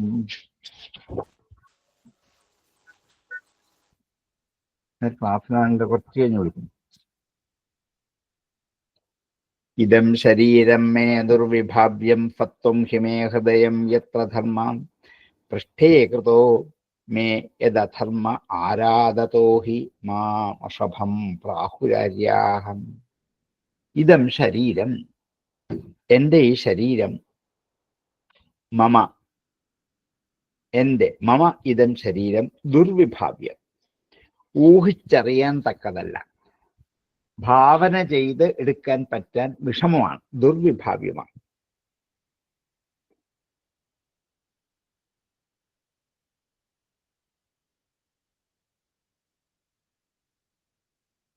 ഈ ശരീരം പ്രാകൃതന്മാരുടെ ശരീരം പോലെ പ്രാരബ്ധകർമ്മത്തിന്റെ അധീനത നിമിത്തം ഉണ്ടായത് അല്ല എൻ്റെ ശരീരം. ഇതം മമ ഇതം ശരീരം ദുർവിഭാവ്യം സത്വം ഹിമേ ഹൃദയം എത്ര ധർമ്മ. എൻ്റെ ഹൃദയം, എൻ്റെ മനസ്സ് സത്വഗുണപ്രധാനമാണ്, അതിൽ ധർമ്മമാണുള്ളത്. എന്തുകൊണ്ടെന്നാൽ പൃഷ്ഠീകൃതവുമേ യത് അധർമ്മ ആരാത്, ആരാധ പൃഷ്ഠീകൃത, ദൂരത്തിൽ പിൻഭാഗത്താക്കപ്പെട്ടിരിക്കുകയാണ് അധർമ്മ. അധർമ്മത്തെ ഞാൻ ദൂരാതെ, വളരെ ദൂരെ വെച്ച് തന്നെ പൃഷ്ഠീകൃതോ പിമ്പിലാക്കിയിരിക്കുന്നു യത് അധർമ്മ, അധർമ്മത്തെ. അതോ അതുകൊണ്ട് ഹി തീർച്ചയായിട്ടും മാം എന്നെ ഋഷഭൻ എന്ന് പ്രാഹുഹു ആര്യാഹ, വിവരമുള്ള സജ്ജനങ്ങൾ പണ്ഡിതന്മാർ എന്നെ ആര്യൻ എന്ന് വിളിക്കുന്നത് അതുകൊണ്ടാണ്. എൻ്റെ ഈ ശരീരം സാധാരണക്കാരുടെ ശരീരം പോലെ കുറേ കർമ്മവാസനകൾ അനുഭവിച്ചു തീർക്കാൻ വേണ്ടി വന്ന ഒരു ശരീരം അല്ല ഇത്. എൻ്റെ സ്വേച്ഛ കൊണ്ട് ഞാൻ ഉണ്ടാക്കിയെടുത്താണ്. നോക്കൂ, ഋഷഭൻ ആരാണ്? അവതാരമാണ് ഭഗവാന്റെ. അപ്പം ഞാനീ പറയുന്ന വാക്കുകള് നിങ്ങളെപ്പോലെ ഒരാളാണ് ഞാൻ ഈ പറയുന്നത് ധരിക്കാതിരിക്കാൻ വേണ്ടിയിട്ടാണ്. അതിലെന്ത് കാര്യം ഇരിക്കുന്നു? ഞങ്ങളെപ്പോലല്ലേ ഉള്ളൂ. നിങ്ങളുടെ ഈ ശരീരവും പ്രാരബ്ധകർമ്മം അനുഭവിക്കാൻ വേണ്ടി ഉണ്ടാക്കിയെടുത്ത് അത്രയ്ക്കല്ലേ ഉള്ളൂ. അതിൻ്റെ അകത്ത് എന്തിരിക്കുന്നു എന്ന് വിചാരിക്കാനില്ല. പുത്രന്മാർക്ക് എന്താണ് മോക്ഷധർമ്മത്തിന്റെ സ്വഭാവം എന്ന് പറഞ്ഞു കൊടുത്തിട്ട്, നിങ്ങളുടെ സഹോദരന്മാർ തമ്മിൽ, ഇത്രയും പുത്രന്മാരുണ്ട്, അവർ തമ്മിൽ സൗഹാർദ്ദമാണ് ഉണ്ടാകേണ്ടത്. ഒരിക്കലും സ്പർദ്ധാദികളായ ദോഷങ്ങൾ അവരുടെ ബാധിക്കരുത് എന്ന് അവരെ ധരിപ്പിച്ചുകൊണ്ട് ഉപദേശിക്കുന്ന താൻ ഈ തൻ്റെ ശരീരം പ്രാകൃതന്മാരുടെ ശരീരം പോലെ പ്രാരബ്ധ കർമ്മ ഫലം അനുഭവിക്കാൻ വേണ്ടി ഉണ്ടായതല്ല, എൻ്റെ ഇച്ഛ തന്നെയാണ് ഇതിന് കാരണം. മമ ഇതം ശരീരം ദുർവിഭാവ്യം, എൻ്റെ ഈ ശരീരം അങ്ങനെ ഊഹിച്ചെടുക്കാൻ തക്കതല്ല. എൻ്റെ ഹൃദയവും മനസ്സും സത്വഗുണം നിറഞ്ഞതാണ്. അതുകൊണ്ട് എനിക്ക് ഉപദേശിക്കാൻ അർഹതയുണ്ട്, യോഗ്യതയുണ്ട്. അത് നിങ്ങളിലേക്ക് എത്തുകയും ചെയ്യും. നിങ്ങൾക്ക് കേൾക്കാനുള്ള യോഗ്യതയും വരും. ഒരു ഗുരുവിൻ്റെ യോഗ്യത എന്താണ്? ഈശ്വര സാന്നിധ്യത്തെ ഉറപ്പിച്ചു നിർത്തുന്നവനാണ് ഈ ഞാൻ എന്നറിഞ്ഞാൽ മാത്രമേ നിങ്ങൾക്കിത് ഉൾക്കൊള്ളാൻ പറ്റുകയുള്ളൂ. എൻ്റെ ഇച്ഛയാണ് അതിന് കാരണം. അതിനാൽ ഇത് എങ്ങനെയാണ് ഈ അറിവ് ഉണ്ടായതെന്നും അതെങ്ങനെ മറ്റുള്ളവർക്ക് കൊടുക്കാൻ സാധിച്ചുവെന്നും നിങ്ങൾ ആശങ്കിക്കണ്ട. എൻ്റെ ഹൃദയമോ ഒന്നും കർമ്മവാസനയോട് കൂടിയതല്ല. എൻ്റെ ഹൃദയം പരിശുദ്ധമായ ഭഗവത് ധർമ്മം എൻ്റെ സത്വഗുണമാകുന്ന മനസ്സിൽ എപ്പോഴും പ്രതിബിംബിച്ച് കാണുന്നത് കൊണ്ട്, അതുകൊണ്ട് തന്നെയാണ് ഞാൻ അധർമ്മത്തെ പിന്നിലാക്കിയത്. ദൂരാത് അധർമ്മ പൃഷ്ഠേ കൃതഃ. ഇത് അറിഞ്ഞുകൊണ്ട് തന്നെയാണ് എൻ്റെ പിതാവ് എനിക്ക് ഋഷഭൻ എന്ന് പേരിട്ടത്. ഞാൻ ഇങ്ങനെയായി തീരും എന്ന് കണ്ടിട്ട് എൻ്റെ ഈ പേര് ഒരു സാങ്കല്പിക ശബ്ദമല്ല, അന്വർത്ഥമാണ്. ഋഷഭൻ എന്ന് എനിക്ക് എൻ്റെ പിതാവ് പേരിട്ടത് അന്വർത്ഥമായൊരു പേരാണ്, ഒരു സാങ്കല്പിക ഭംഗിയല്ല. നമ്മുടെയൊക്കെ പേര് അങ്ങനെയാണ്. വിവേക് എന്ന് പേരിടുന്നത് ഒരു സാങ്കല്പിക ഭംഗിയാണ്. വിവേകം തൊട്ടുപോലും നീണ്ടിട്ട് ഉണ്ടാവില്ല അന്തിമകാലം വരെ. പക്ഷെ പേര് വിവേകം എന്നാണ്. സുശീൽ എന്ന് പേരിടുന്നത് പോലെയൊക്കെ അത്രേ ഉള്ളൂ. അങ്ങനെ ഇടുന്നതല്ല. എൻ്റെ ഈ പേര് എൻ്റെ പിതാവ് ഞാൻ ഇങ്ങനെ തന്നെ ആയിത്തീരുമെന്ന് ഉറപ്പുള്ളത് കൊണ്ട് ഉത്കൃഷ്ടനാകും ഞാൻ എന്ന് കണ്ടിട്ടാണ് ഋഷഭൻ എന്നെനിക്ക് പേരിട്ടിരിക്കുന്നത്. ഇതും കൂടി പറയാനുള്ള ധൈര്യം ആ ഗുരുവിനുണ്ട്. എന്നാലേ വിശ്വസിക്കാൻ പറ്റുള്ളൂ. അപ്പോൾ അതിനുള്ള യോഗ്യത നേടിയിട്ടാണ് ഞാൻ നിങ്ങളോട് ഉപദേശിക്കുന്നത്. അധീതി ബോധ ആചരണത്തിൽ കൂടിയാണ് ഞാൻ പ്രചരിപ്പിക്കുന്നത്. ഞാൻ ബോധ്യമാക്കിയ ആളാണ്, ആചരിച്ച് കാണിച്ചുകൊണ്ടിരിക്കുന്ന ആളാണ്. അങ്ങനെയുള്ള എനിക്കാണ് പ്രചരിപ്പിക്കാൻ അവകാശം. അതുകൊണ്ട് തന്നെയാണ് എൻ്റെ പിതാവ് എനിക്ക് ഉത്കൃഷ്ട ശബ്ദാർത്ഥം വരുന്ന ഋഷഭൻ എന്ന് പേരിട്ടത്. നിങ്ങൾ ഈ ഭാഗങ്ങൾ എടുത്തപ്പോ ഒരു മനസ്സിൽ വരുന്ന ഒരു കാര്യം പങ്കുവയ്ക്കട്ടെ. അതായത് യേശുക്രിസ്തു മരിച്ചതിന് ശേഷം ഏതാണ്ട് 500 വർഷങ്ങൾക്ക് ശേഷമാണ് ബൈബിള് എഴുതപ്പെട്ടത്. ഇങ്ങനെ അവർ ക്രോഡീകരിച്ച് ഈ രീതിയിൽ എത്തിച്ചത്. അതിന് നിരവധി ഗ്രന്ഥങ്ങളും ഇതേമാതിരിയുള്ള ദർശനങ്ങളും കാര്യങ്ങളും എല്ലായിടത്തും, അതായത് ഓറിയന്റലും എല്ലാം നോക്കി ഒരുപാട് ഭാഗവതത്തിന്റെയും ഭഗവത് കഥയുടെയും സമാനതകൾ, അതായത് ഏറ്റവും കൂടുതൽ പാരലൽസ് കാണാവുന്നത് നമ്മുടെ ഭാഗവതം കൃഷ്ണന്റെ ആ ജീവിതവും യേശുക്രിസ്തുവിന്റെയാണ്. ഇതേമാതിരിയുള്ള പ്രബോധനങ്ങൾ, ഇപ്പം നമ്മൾ ഈ കാണുന്ന പ്രബോധനങ്ങൾ ഇതേമാതിരി വളരെ സിമ്പിളായിട്ട് ഇതേമാതിരി പല ഘട്ടങ്ങളിലും ബൈബിളിൽ സാധാരണക്കാർക്ക് വേണ്ടി പറയുന്നത് നമുക്ക് കാണാൻ പറ്റുന്നതാണ് അതിനകത്ത് ഉണ്ട്. പക്ഷെ അവരും അറിയുന്നില്ല, നമ്മളും അറിയുന്നില്ല. അല്ല, ഒരു പക്ഷെങ്കിൽ ഇതിനെ ക്രോഡീകരിച്ച് എഴുതിയ ആൾക്കാര് ഇത് പഠിച്ചിട്ടാണ്. നിശ്ചയമായിട്ടും ഭാഗവതം അതെ, ഒക്കെ ഒരു പക്ഷേ വായിച്ചിട്ടുണ്ടാവും. തീർച്ചയായിട്ടും ഏകദേശം ഉൾക്കൊണ്ടുകൊണ്ടേ അവർക്ക് അങ്ങനെ എഴുതാൻ പറ്റും, അല്ലെ കിട്ടില്ല. കാരണം അന്നത്തെ ആൾക്കാർ ഇതേമാതിരിയുള്ള ക്ലാസിക് ഗ്രന്ഥങ്ങളെല്ലാം റെഫർ ചെയ്തിട്ടാണ് ഇത് ചെയ്തത്. തീർച്ചയായിട്ടും, അതെ അതെ, അതിനുള്ള ഒരു വിവേകം അവർക്കുണ്ടായിരുന്നു.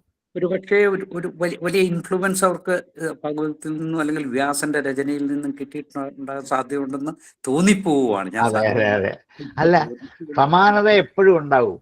അതാണല്ലോ മതങ്ങളുടെ വൈശിഷ്ട്യം, അവിടെയാണല്ലോ. അതിനകത്ത് എപ്പോഴും ആശയങ്ങൾക്ക് സമാനത ഉണ്ടാകും, ആചരണങ്ങൾക്ക് വ്യത്യസ്തത വരും എന്ന് മാത്രമേ ഉള്ളൂ. ക്രിസ്തുമതവും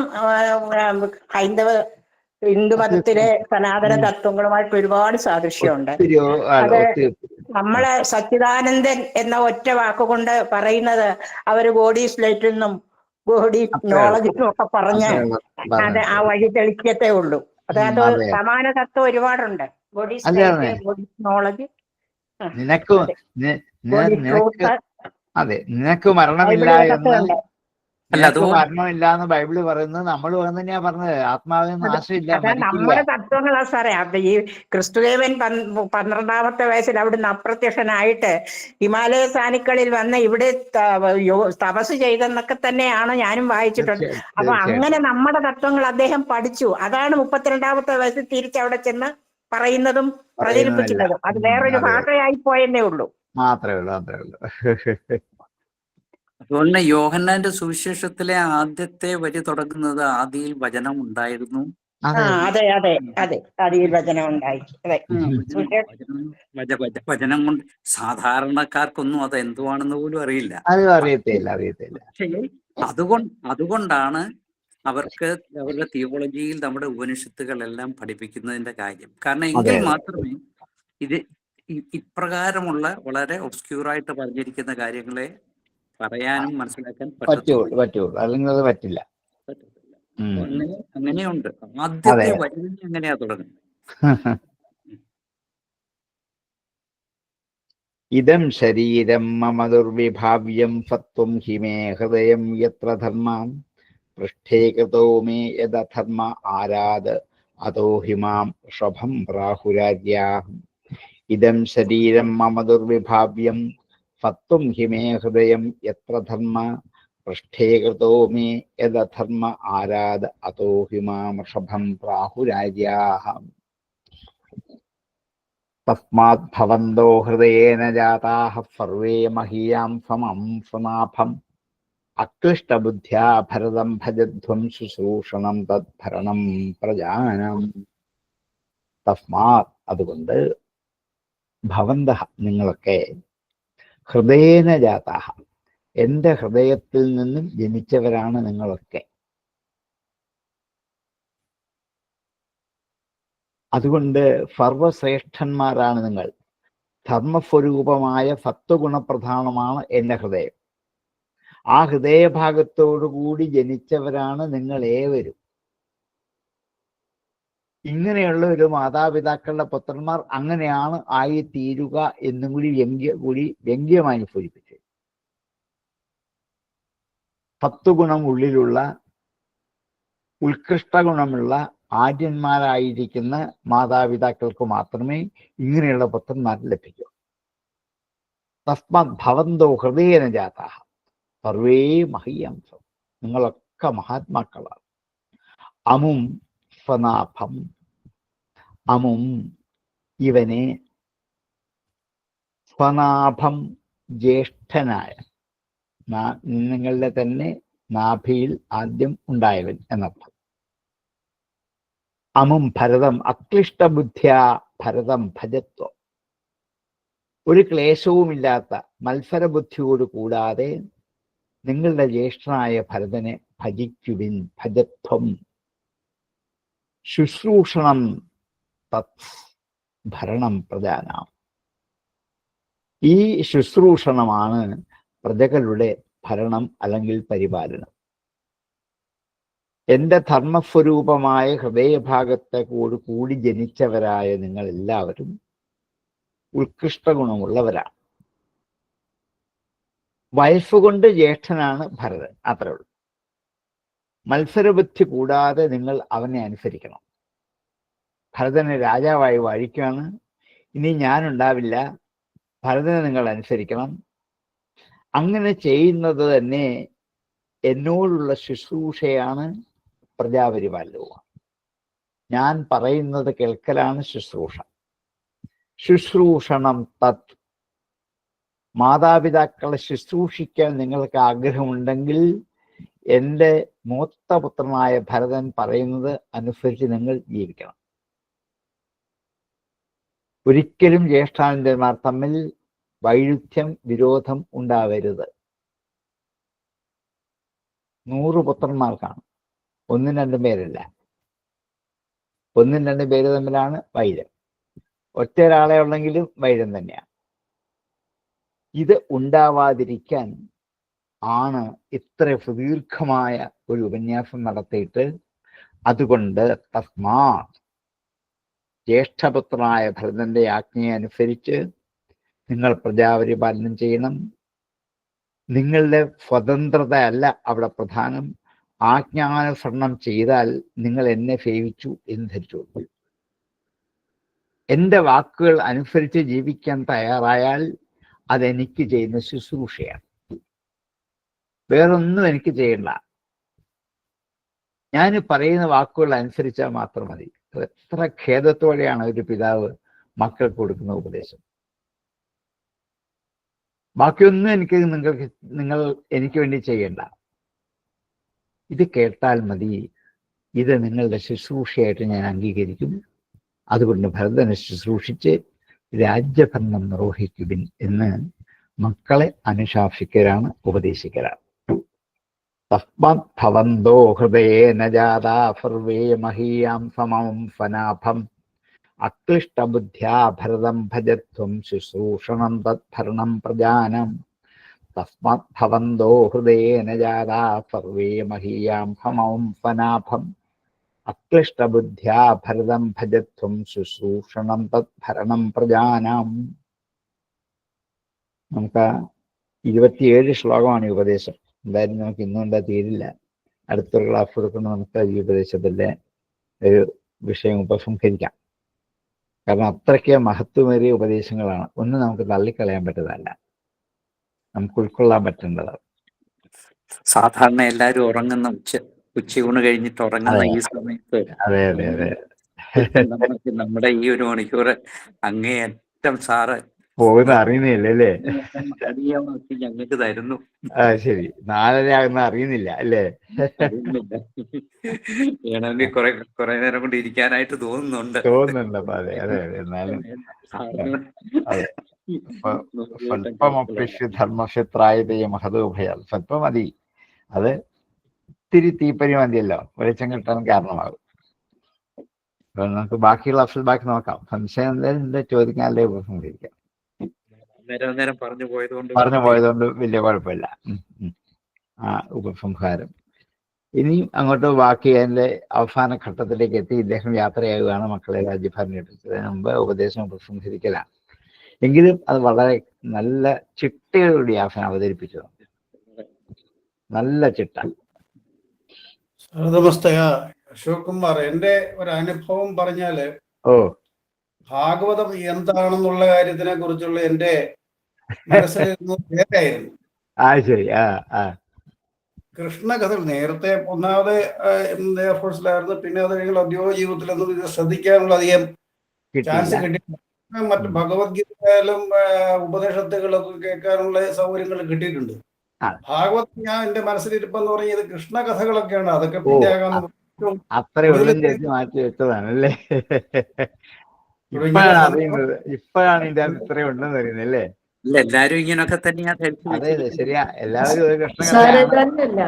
ഈ സപ്താഹത്തിനൊക്കെ ചെല്ലുമ്പോഴേ കൃഷ്ണകഥ മാത്രമേ പറഞ്ഞു കേട്ടിട്ടുള്ളൂ. ഇതൊന്നും നമ്മുടെ സ്വപ്നത്തിൽ പോലും ഇതൊന്നും അറിഞ്ഞിട്ടില്ല. ഒന്നുമില്ല. സപ്താഹത്തിൽ നരസിംഹാവതാരം, കൃഷ്ണാവതാരം, രുക്മിണി സമേതം, കുചേരവൃത്തം, ഈ 4 ഉള്ളൂ. അത്രേ ഉള്ളൂ. നമ്മൾ സാധാരണ ഭാഗവതത്തിൽ അത്രേ ഉള്ളൂ എന്നാണ്. നമ്മളെങ്ങനെ അറിയും? ഇപ്പോഴല്ലേ അറിയുന്നേ ഭാഗവതത്തിൽ ഇത്ര രത്നങ്ങൾ ഇതിനകത്തുണ്ട് എന്നുള്ള കാര്യം. ഇത്രയും പ്രബോധാത്മകമായിട്ടുള്ള ഭാഗങ്ങളൊന്നും ഇല്ലില്ല ഇല്ലില്ല ഇല്ല. ഈ ഭാഗങ്ങളൊക്കെ വായിക്കുന്നുണ്ടോ എന്ന് തന്നെ കേൾക്കുന്ന പോലും ഇല്ല, അങ്ങനെ പോലും അറിയാൻ പറ്റില്ല. സ്പീഡിൽ വായിച്ചു വിടുന്നുണ്ടാവും, നമ്മളറിയാതെ പോകുന്നല്ല. ഹൈ സ്പീഡിൽ വായിച്ചു പോകും. അല്ല, വായിച്ചു പോകുന്നവരും കേൾക്കുന്നവരും ഇത് ഒന്നുമില്ല, ചിന്തിക്കുന്നേ ഇല്ല അതിനെക്കുറിച്ച്. നമ്മളിപ്പോ ഇത്രയും വിസ്തരിച്ച് പഠിക്കുന്നതുകൊണ്ടാണ് നമ്മളെക്കുറിച്ച് ചിന്തിക്കാൻ പുറപ്പെട്ടത്. ഇത് ആവശ്യമാണ് വാസ്തവം. ഇങ്ങനെ വേണം ഭാഗവതം പഠിക്കാൻ, എന്നല്ലേ അതാവുമല്ലോ. മഹാഭാഗ്യം, ഞങ്ങളുടെ ഒരു മഹാഭാഗ്യം. അതെ. സപ്താഹമൊക്കെ നടക്കുമ്പോ ഇങ്ങനെയൊക്കെ ഉള്ളത് പറയുകയാണെങ്കിൽ കുറെ പേര് കേൾക്കുകയെങ്കിലും ചെയ്യും. കുറെ പേര് കേൾക്കുമ്പോ കുറച്ചു പേരുടെ മനസ്സിലെങ്കിലും അതൊന്നും അതെ തന്നെ, ഒരു രണ്ടുപേരുടെയെങ്കിലും മനസ്സിലൊന്നെത്തിപ്പിടിക്കത്തില്ലയോ? ഇതൊന്നും പറയുന്നില്ലല്ലോ. ഇല്ലില്ല, ഒന്നുമില്ല. ജയമാതിയുള്ള ഭാഗങ്ങള് ആരെങ്കിലുമൊക്കെ എവിടെയെങ്കിലുമൊക്കെ കുറെയൊക്കെ എങ്കിലും പറയുവാണെങ്കിൽ അത് സപ്താഹവേദിയിലെ ഈ 5ാം അധ്യായം മാത്രം ഒരു സപ്താഹമാക്കണം. 7 ദിവസം കൊണ്ട് ഇതിലെ ശ്ലോകങ്ങളും ആശയങ്ങളും മാത്രം ഒരു സപ്താഹത്തിൽ പറഞ്ഞാൽ മതി. അടുത്ത സപ്താഹത്തിൽ ബാക്കി ആയിക്കോട്ടെ.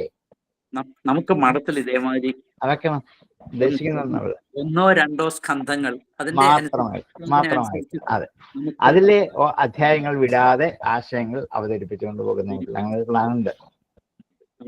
നമുക്ക് അങ്ങനെ ഒരു എന്തായാലും അങ്ങനത്തെ ഒരു പുതിയ കാൽവയ്ക്കൂടെ നമുക്ക് എന്തായാലും നമ്മളൊരു മാതൃകയായിട്ട് കാണിച്ചു കൊടുക്കണം. വേറെ എവിടെങ്കിലും എന്തെങ്കിലും മാറ്റം വരുവാ, ആരെങ്കിലും എന്തെങ്കിലും മാറ്റം കൊണ്ടുവരണ്ടേ? അതേ, ഈ ഒളിഞ്ഞു കിടന്ന ഈ ഭാഗവതത്തിന്റെ രഹസ്യങ്ങളൊക്കെ നമുക്ക് പുറത്ത് കൊണ്ടുവന്ന് ജനങ്ങളിൽ എത്തിക്കാൻ നമ്മുടെ കടമയാണ്. തീർച്ചയായിട്ടും അത്രയും മനുഷ്യജീവിതത്തിലേക്ക് ഇറങ്ങി വന്ന ഒരു കഥയാണ് മാറ്റി വെച്ചിരിക്കുന്നത്. ഇത് വേദാന്തമാണ്, ഭക്തിയാണ്. ഇത് ആയമാർക്ക് വേണ്ടി മാത്രം, ചുമ്മാ ഭക്തിക്ക് വേണ്ടി മാത്രമാണെന്ന് ധരിച്ച് അങ്ങനെ സാറ് തന്നെ വിചാരിച്ചാലേ ഇതിലെന്തെങ്കിലും ചെയ്യാൻ കഴിയത്തുള്ളൂ. കാരണം സത്രങ്ങളിൽ ഒക്കെ പോകുന്നതും സംസാരിക്കുന്നതും സാറിന്റെ ആ വാചാലതയും കൊണ്ട് മാത്രം ഒരു ദിവസമെങ്കിലും ഈ 5ാം അധ്യായത്തിലെ ഈ ഋഷഭോപദേശം മക്കൾക്കുള്ളതൊന്നും എടുത്ത് ഒന്ന് സംസാരിക്കണേ സാറ്, ദയവ് ചെയ്ത്. കുഞ്ഞുങ്ങൾക്കൊരു അഭ്യർത്ഥനയാണത്. സാറിന് മാത്രമേ അത് കഴിയത്തുള്ളൂ. ഇതേമാതിരി വിളിക്കുന്നിടത്ത് വിഷയം എന്ത് വേണമെന്നൊക്കെ പറയുമ്പോഴേ സജസ്റ്റ് ചെയ്ത് കഴിഞ്ഞാൽ അതെ, സാറ് വിചാരിച്ചാ പറ്റും. അത് കേട്ടപ്പോഴത്തേന് അങ്ങനെ പ്രത്യേകിച്ച് അത് മനസ്സിനെ സ്പർശിച്ചു. തീർച്ചയായിട്ടും അത് തരും. അതാ വേണ്ടത് നമുക്ക്, അതാണ് നമുക്ക് വേണ്ടത്. സാധാരണ സപ്താഹം നടത്തുന്ന അമ്പലത്തിന്റെ വികസനമൊക്കെ ഉദ്ദേശിച്ച മാത്രല്ലേ ഉള്ളൂ. അവിടെ അവർക്ക് വേറൊന്നും വിഷയമില്ല, അവർക്ക് കാശുണ്ടാക്കാന്ന് മാത്രമേ ഉള്ളൂ. അതോടെ കൊണ്ടാണ് മറ്റേ വിഷയങ്ങൾ മാത്രം എടുക്കുന്നത്. ഇത് ഉപനിഷത്തിനേക്കാൾ എത്രയോ സുന്ദരമായി മാറുന്നു വാസ്തവത്തിൽ. അല്ല, ഭാഗവത സപ്താഹം അതിനുള്ളതല്ലെന്ന് വ്യക്തമായിട്ട് വ്യാസൻ ആദ്യമേ തന്നെ പറഞ്ഞിട്ടുണ്ട്. എന്നിട്ടും ദുരുപയോഗം ചെയ്യുക. അതെ. ഇത് ഉദരപൂർണത്തിനാകരുത് എന്ന് പല സന്ദർഭങ്ങളിൽ അത് വ്യക്തമാക്കിയിട്ടുണ്ട്. തൃശ്ശൂർ വെച്ചൊരു പത്രം നടന്നായിരുന്നു ഈയിടെ, ഭാഗവത പത്രം. ഞാൻ അതിൽ പോയപ്പോ ആചാര്യന്മാർക്ക് കൊടുക്കേണ്ട ഉപദേശമാണ് എനിക്ക് തന്ന വിഷയം. അപ്പൊ ഞാൻ ഇത് കാര്യം നന്നായിട്ട് പറഞ്ഞു. ഉപജീവനത്തിന് വേണ്ടി മാത്രം ഭാഗവതം കൊണ്ട് നടക്കരുത്, ഉപജീവനത്തിന് വേറെ ജോലി കണ്ടുപിടിക്കണം. ഭാഗവതം അതുകൊണ്ട് ജീവിതവൃത്തി കഴിക്കാനുള്ളതല്ല. ദക്ഷിണ വേണ്ട എന്നർത്ഥമില്ല. ഒരിടത്തുനിന്ന് ചിലപ്പോൾ 100 രൂപ കിട്ടും, ഒരിടത്തുനിന്ന് 1000 കിട്ടും, ഒരിടത്തുനിന്ന് 30,000 കിട്ടും. ഇത് മൂന്നും തുല്യമായിട്ട് കണ്ട് കിട്ടുന്ന വാങ്ങുകയല്ലാണ്ട് ഒരിക്കലും കണക്ക് പറയരുത്, ദക്ഷിണയ്ക്ക് കണക്ക് പറയരുത്. ആചാര്യന്മാർ നന്നായിട്ട് പഠിക്കണം. ഭാഗവതം എന്താണെന്ന് പഠിച്ചതിന് ശേഷമേ അത് അവതരിപ്പിക്കാവൂ. അത് 4-5 വർഷം ശരിക്കും പഠിച്ചതിന് ശേഷം വേണം ഭാഗവതം കൊണ്ട് മുമ്പിലോട്ടിറങ്ങാൻ. ഇത് 4 അക്ഷരം കൂട്ടി വായിക്കാൻ പഠിച്ചിട്ട് പിറ്റേ ദിവസം ഞങ്ങളൊക്കെ ആചാര്യന്മാരാണെന്ന് ഇറങ്ങരുത് എന്ന് ഈ ആചാര്യന്മാരോട് പറയേണ്ടി വരും. അവർക്ക് ഇഷ്ടപ്പെട്ട് കാണിയില്ല, പക്ഷെ ചിലർക്കും കേട്ടു, പക്ഷെ ചിലർക്കൊക്കെ ഇഷ്ടപ്പെട്ടു പോയി. ഇങ്ങനെ ഞാൻ കേട്ടു സാറ് പ്രഭാഷണം ചെയ്യുന്നത് നല്ലായിരുന്നു. ഞാൻ കേട്ടു. ഞാൻ എന്തായാലും കൂടെ പറഞ്ഞു, അനിയത്തിയോട് പറഞ്ഞു. എന്നാല് അത് സപ്താഹം എന്നോട് എനിക്ക് വിഷയം തന്നെ പറയാൻ പറഞ്ഞപ്പോ എനിക്ക് പറയാമല്ലോ ധൈര്യമായിട്ട്. അതെ അതെ അതെ അതെ. അതുകൊണ്ട് അതുപോലെ അമ്പലക്കാര് ഇത് ധനം ഉണ്ടാക്കാനുള്ള വഴിയാണെന്ന് വിചാരിക്കുന്നത്, അതിന് വഴിപാടുകൾ ഉണ്ടായിക്കോളൂ, അത് വെച്ച് ധനം ഉണ്ടാക്കിക്കോളൂ. പക്ഷെ അതിന് സാറ് എല്ലാരും എഗ്രി ചെയ്തല്ലോ, സാറ് പറഞ്ഞതിന് എല്ലാരും agree എല്ലാവരും ചെയ്തു. സമ്മതിക്കും. ഞാൻ കേട്ടായിരുന്നു. ഇനി അതേപോലെ സാറിനെ വിളിക്കത്തില്ല. വേണ്ട വേണ്ട.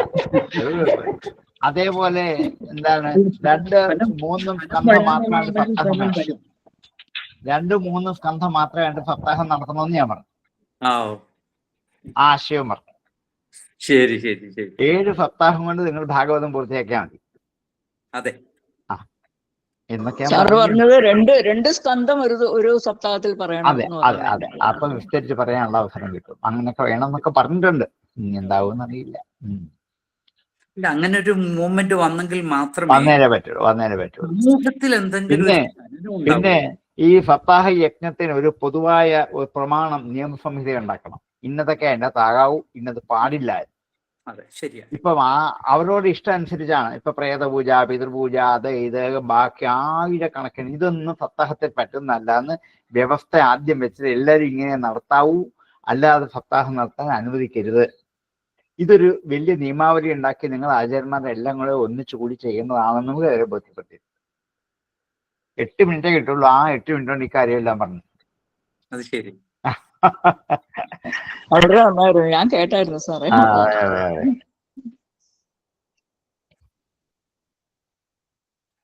അപ്പൊ നമുക്കിന്ന് ഉപസംഹരിക്കാം. ഇനി അടുത്ത ആഴ്ച കാണാം. ഓം പൂർണ്ണമദഃ പൂർണ്ണമിദം പൂർണ്ണാത് പൂർണ്ണമുദച്യതേ പൂർണ്ണസ്യ പൂർണ്ണമാദായ പൂർണ്ണമേവാവശിഷ്യതേ. ഓം ശാന്തി ശാന്തി ശാന്തി. വിവേകാനന്ദ സ്വാമിക്ക് സാറ് 5 മിനിറ്റ് കിട്ടിയുള്ളന്നല്ല പറയുന്നത്. അതെ 5 മിനിറ്റ് കിട്ടിയുള്ളൂ. ശരിയാ. അതുപോലെ അല്ല ഞാൻ, എന്നാലും ഞാൻ ഈ ഉള്ള സമയം കൊണ്ട് പറഞ്ഞു ഫലിപ്പിച്ചു എന്നേ ഉള്ളൂ. സാറേ ഒരു സംശയം, ഇവിടെ ഒരു 15ാമത്തെ ശ്ലോകം വായിച്ചപ്പോ ഞാൻ ഓർത്തുപോയത് ഗീതോപദേശമാണ് ഓർത്തുപോയത്. ഭഗവാന്റെ ഭഗവത്ഗീത അതന്നെയാ പറഞ്ഞിരിക്കുന്നത്. ഭഗവാൻ അർജുനനെ എത്ര ഇതായിട്ട് കാരുണ്യമായിട്ടാണ് പറഞ്ഞു കൊടുക്കുന്നത്. കോപം പാടില്ല എന്നൊക്കെ പറയുമ്പോ ഞാൻ മാത്രമല്ല, ഇതേ വരി ഗീതയിലുണ്ട്. കർമ്മ സുകർമ്മ മൂഢാൻ. ഈ വരി അതേപോലെ ഗീതയിലുണ്ട്. അത് തന്നെ ഭാഗവതമാണ് ഓർത്തുപോയത്. കർമ്മമൂഢന്മാരെ ഭഗവത്ഗീത ഗീതയിൽ അതേ വരി തന്നെയാണ്. അതേ വരി തന്നെയുണ്ട്. അത് ഞാൻ അവിടെ ഓർക്കുമായിരുന്നു, ഭഗവാൻ ഉപദേശിക്കുന്ന കാര്യങ്ങൾ. അതെ അതെ അതെ അതെ അതെ. വളരെ നന്നായിരുന്നു സാറേ. അത് ക്ലാരിഫൈ ചെയ്യാനാണ് ഒന്നുകൂടെ ചോദിച്ചത്. അത് തന്നെ ഞാൻ എന്തായാലും പറഞ്ഞില്ലെന്നുള്ള കാര്യം. ശരി.